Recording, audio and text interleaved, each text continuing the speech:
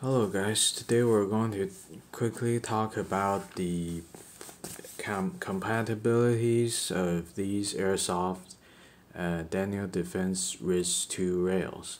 These are the rails that you will find on SOP mod block 2 and 4s, I believe, and also the Mk18 mod 1s. So yeah, here are some of the problems I've came across trying to use these. So let's get into it. The first problem that I've seen is that the ring is too close to the receiver or too far from the receiver. What I mean by that is the barrel nut is a little bit too close to the receiver. For example, sorry for the dirty WeTech one. This is broken, so I have this in my scrap pile. When the barrel nut is a little bit too close to the upper receiver, the rail will be a little bit too close, and the upper part, the top rail part, will actually press up against the upper receiver, and that will force the rail to be like this a little bit, sag a little bit, and that's not good.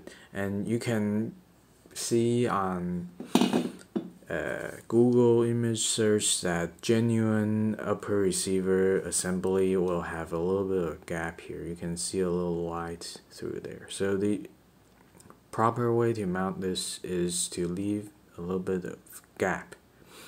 And also the way that the rail is held in place is actually these 6 screws, 4 right here, 2 below, makes this part and the body of the rail clamp on the barrel nut very hard to hold it in place, instead of these screws pulling the body part of the rail towards the upper receiver, mushing against it. It's not held in place like that. It's sandwich of the barrel nut. That's the proper way to install these. So the top part shouldn't be touching. And the remedy is fairly simple. These are barrel shims, and basically you put it, here's a diagram of it. Basically you put it in between the barrel nut and the barrel. This T part is the outer barrel. These 3 lines are the side profiles of these, and you just sandwich it in between the barrel and the barrel nut, and that way your barrel nut is a little bit that way, so a little bit forward, and your rail is a little bit forward as well, and that remedies the top part touching problem. The opposite of that is when your gap is too big, when the ring is a little bit too that way, and that should be alright, unless it's like really bad, really big of a gap. But considering that these things don't seem to have that big of a variation, and mostly I just see the top part touching the receiver, so the opposite version of that is fairly hard to solve, but it's probably not a big deal, since you can accept that it should have a little gap right there. Alright, that's problem number 1. Here's problem number 2. The threads are wrong. Threads are wrong is a quite serious problem. Like right here, this is how a thread of the upper receiver and the let me find the thread, and the barrel nut should interact like. Alright, there's the thread. Alright, it should screw on and off fairly easily, and only the last bit when you're screwing it down should you have some resistance. If you screw in like 2 or 3 turns and it becomes really hard to screw in, that's when you know your threads are wrong. And that's harder to solve because you'll have to buy another one of these and hope that the threads are correct.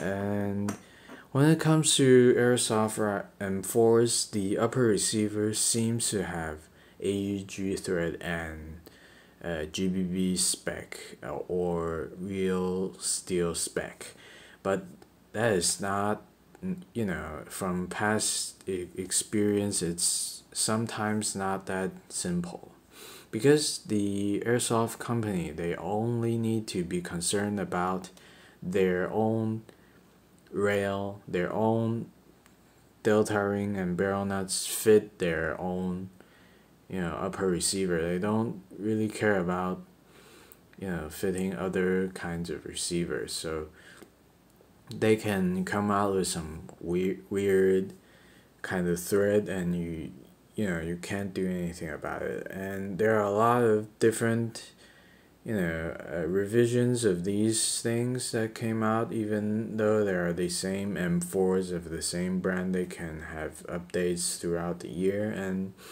there are a lot of different kinds of somewhat wrong information online. For example, I had a VFC M4, and their thread seems to be a little bit weird because you can put a lot of different brands of these delta rings, barrel nuts, so on onto there, and it will tighten, and it will thread on with no resistance like demonstrated. But when you tighten it down with the, you know, rail and barrel or something, the barrel nut or delta ring can do this. It can rock back and forth like this. So it seems like the VFC rails, VFC M4s have slightly undersized threads, so maybe they can accept different kinds of handguards easier. I'm not sure. And yeah, and I've tried to use VFC rings on ViperTech M4s, and they don't fit, so I'm fairly certain they are not quote unquote real steel spec. So yeah, the internet is wrong. If I remember correctly, they told me that it is real steel spec, and it isn't. So yeah, there are wrong informations out there. There are weird threads out there, and yeah, you're kind of out of luck if your barrel nut just doesn't have the same thread. And right, that's problem number 2. Threads are wrong. Here is number 3. The ring is too wide. So this is what I have bought for my ViperTech M4, and originally I wanted to put a VFC RIS 2 rail on my ViperTech, since it has the, you know, not licensed by something and more of a realistic kind of engraving, like Daniel Defense Cage Code something, and the color, I like it a little bit more. But this part is too wide. This is specially made for ViperTech, so the threads are correct, but it's too wide. You can't put it in this cavity here. You can't put it in the rail section, you know, the body there. You can't put it in there because it's too wide. And if you have a lathe like a Dremel, and you're very, you know, patient. You might be able to whittle it down to fit. I said, screw it. Give me the known good, maple ones, and here we are. Right, so even though the threads somehow magically fits your M4, you have overcome it. You might find some BS out like this the second you decide to put it on. Right, and the last problem. Now this is a weird one. When I put this on my ViperTech, finally, you think everything should be alright now. The rail is too tall. It's like a hair too tall than the upper receiver. So the top edge of the upper receiver, pick rail is a little bit lower than this. And normally it'll be okay because the barrel nut will be like slightly, normal size, and you can adjust the position of the rail up, down, left, right, and you'll be alright. But this is really wide, so you can't do that. And the official recommended method to install these to align them while torquing down the 6 screws is to use a carry handle and clamp down simultaneously on this part and the upper receiver to make sure they align. That doesn't work since this is slightly up there. So what I end up having to do is to push the body of the rail against this barrel nut, and hopefully it's straight when I'm torquing down the screw, and it doesn't align. It doesn't align when I use the carry handle method. The rail is a little bit crooked, so yeah, bad luck, I guess. So yeah, those are the 4 problems I've came across trying to use these darn things. If it's not for the cool looks and trying to use something that is I just like how these look.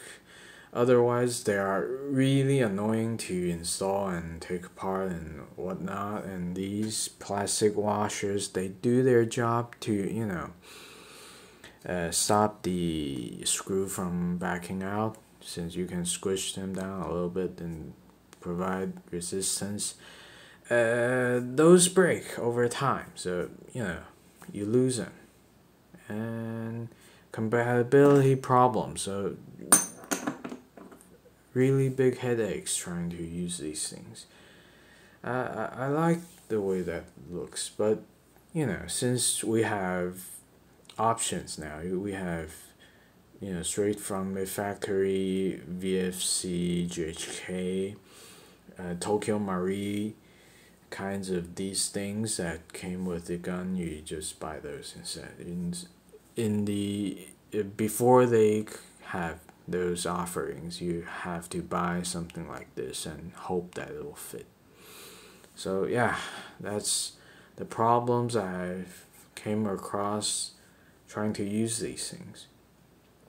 Just get a whole gun that comes with these if you really want to have these. Alright, thanks for watching. Come back next time for more of these, I guess. Thank you.